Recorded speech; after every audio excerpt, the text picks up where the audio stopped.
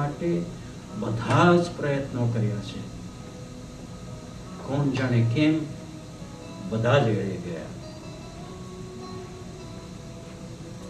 મોટા ભાઈ, ઘોડાને પાણીની વાવ સુધી લઈ જવાય, પાણી તો ઘોડાએ જાતે જ પીવું પડે ને.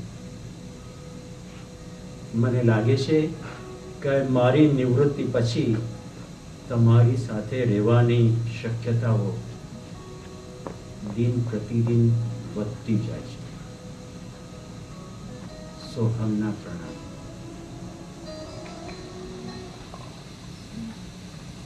પ્રિય સોહમ, તારી અને મારી બંનેની મનોદશા સમાન ચાલી રહી છે. તારા સંતાનનું દુઃખ તને પજવે છે અને શરીરનું દુઃખ મને પજવે છે. કહે છે, સુખના દિવસોને આપણે રોકી નથી શકતા અને દુઃખના દિવસોને જલ્દી વિદાય નથી આપી શકતા. આ બધું મન સાથે જ સંકળાયેલ છે, કારણ સમય તો એની રીતે સરતો જ રહે છે.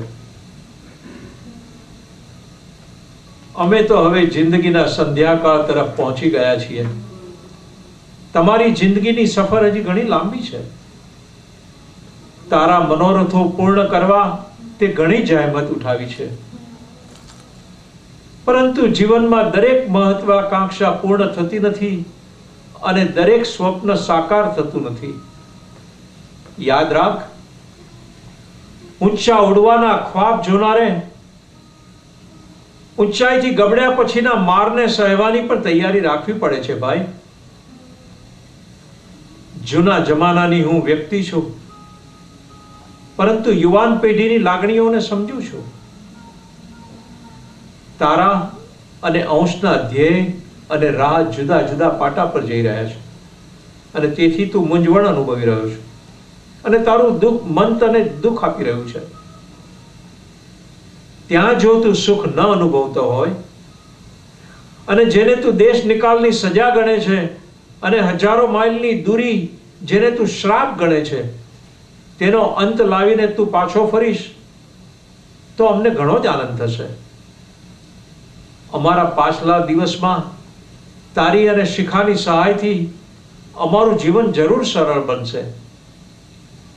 મનમાં તો થાય છે કે મારી પાસે આવ, તું વાતો કરીશું, આપણી વચ્ચે તડપતું મૌન તોડીને સ્નેહભર્યા શબ્દો ને ગીતો કરીશું.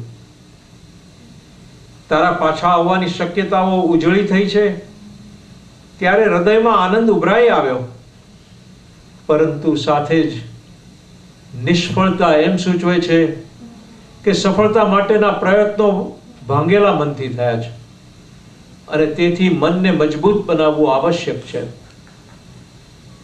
તારા જેવા સંસ્કારી પુત્રના પિતા બનવા માટે ઈશ્વરનો હું પાડ માનું છું. અમારી સેવા માટે પાછા ફરવાની તે ઈચ્છા વ્યક્ત કરી, જેને માટે હું અને તારી બા અત્યંત ગર્વ અનુભવીએ છીએ. પરંતુ અમે તો પીળું પાન છીએ, ક્યારે ખડી પડીશું તેની કોને ખબર છે. અમે છીએ ત્યાં સુધી તને ગમશે, પણ સંતાનોથી દૂર રહી અમારી માફક તને તેમનો વિયોગ સાધશે અને તેથી કહીશ કે લાગણીના આવેશથી ઉતાવળમાં નિર્ણય ન લેશો. જીવનના પાછલા વર્ષો અફસોસમાં કાઢવા ન પડે તે વિચારીને યોગ્ય નિર્ણય લેશો. મોટાભાઈના ઉષ્મા ભર્યા આશીષ.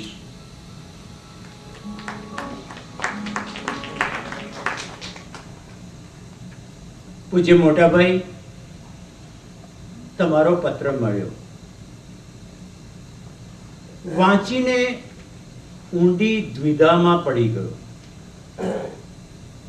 મનથી તો હું ભાગેડું બની તમારા ગડપણના નામે અહીંથી ભાગી આવવાનું વિચારતો હતો. મારું આંતરમન પણ મને કોસતું હતું કે મોક્ષ સૌને તેના નસીબ ઉપર સંભાળતું તારું પોતાનું. પણ એક દિવસ મને શિખાએ કહ્યું ત્યાં મોટાભાઈને મૂકીને જે કામે અહીં આવ્યા હતા તે પૂરું કર્યું ખરું? આ શું મમ્મત તગલક બનો છો? બાળકોનું ભવિષ્ય હજી ક્યાં બન્યું છે?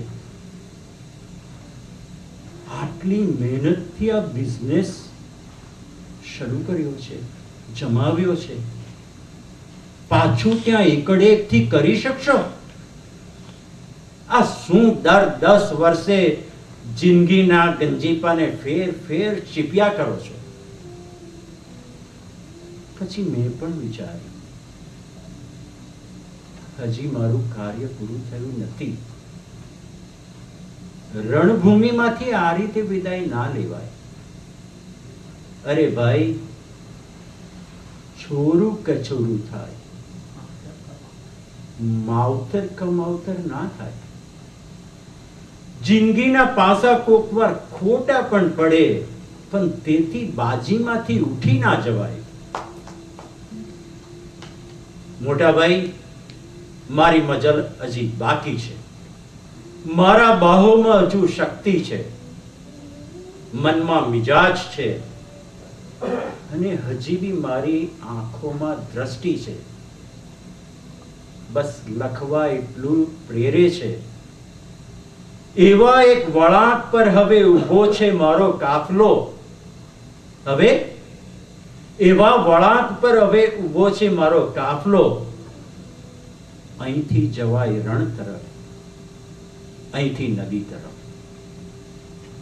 મોટા ભાઈ, મારી નદી હજી આ દેશમાં છે. સોહમના સત સત પ્રણામ.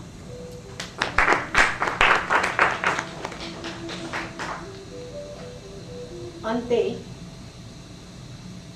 સોહમ જ્યાં છે ત્યાં જ રહેવાનું નક્કી કરે છે. મા બાપથી દૂર પરદેશ જઈ વસેલા સંતાનો તેમના ગળપણમાં ફરજ ચૂક્યાનો વસવસો અનુભવે છે, ચિંતા કરે છે. એ જ મા બાપ સંતાનના સંતાનોમાં ના સુખ માટે તરસે છે, તો વળી ખાલીપામાં જુએ પણ છે. પૃથ્વીના બે છેડે વસેલા કુટુંબોના પ્રેમને પેઢીનું અંતર એ બાધા નથી કે નથી એને સમયનું બંધન, પણ ઋણાનુબંધની શક્તિને કોઈ કરી શક્યું નથી. લોહીના સંબંધોનું સમીકરણ અઘરું છે, જેને પ્રેમ અને સમજૂતી, ત્યાગ અને જે છે તેની બેશરત સ્વીકારથી જ ઉકેલી શકાય છે. મોટાભાઈ સોહમના પ્રશ્નો, મનોવ્યથા, મંથન આપણે સૌએ અનુભવેલ છે, જુદી જુદી માત્રા અને પ્રકારે. તો ચાલો આશા અને મમતાની દોરીને આપણે છૂટો દોર આપીએ અને આ સમીકરણને સૂઝ અને જિંદા દિલથી હિંમતપૂર્વક ઉકેલીએ. આ પ્રેમ આપણી 3 પેઢીના શ્રેયને સિંચે અને પ્રસરતો રહે એવી સૌને અમારા સૌના વતી શુભેચ્છા. વિજયભાઈ, તમે આપેલી આ અણમોલ ભેટ માટે અમારા સૌનો ખૂબ ખૂબ આભાર.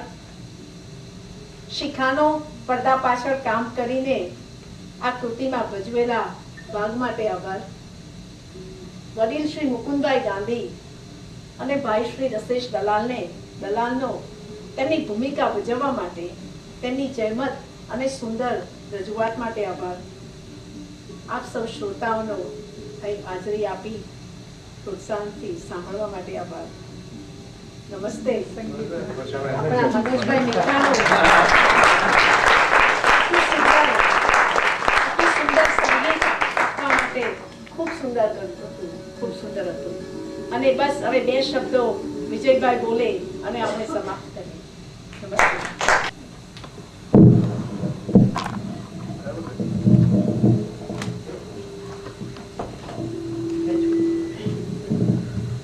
સૌથી પહેલા તો આભાર માનીશ હું આપણી સંસ્થાનો, ગુજરાતી સાહિત્ય સરિતાનો, જે મારા જેવા દરેકે દરેક સર્જકને સુંદર તક આપી રહી છે.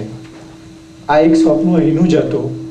ઉમાબેન ઘણી વખત ફરિયાદ કરતા હતા કે અમને સારી સ્ક્રિપ્ટ નથી મળતી, માટે અમે